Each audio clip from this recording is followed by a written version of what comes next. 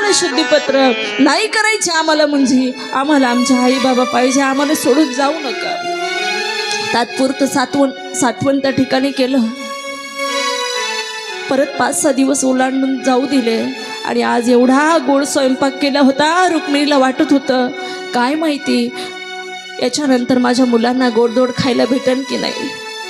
एवढी गोड गोड बोलत होती, महाराज सगळ्या बाळांना जवळ घ्यावं, याच्या गालाचं चुंबन घ्यावं, त्याच्या कपाळाचं चुंबन घ्यावं, आणि सगळे बाळं पोटभर जेव घालून झोपी घातली महाराज रुक्मिणीने. कुठलाच विचार नाही केला, रडताही येत नव्हतं. आज आपले आई वडील जर गेले ना तर आपण हंबरणा फोडून रडतो, पण रुक्मिणी मातेला रडताही येत नव्हतं. भीती वाटत होती, अरे मी जर रडले ना तर कदाचित माझं एखादं बाळ जागं होईल, माझं बाळ विचारेल आई का रडतेस, आणि त्याची माया त्याचं प्रेम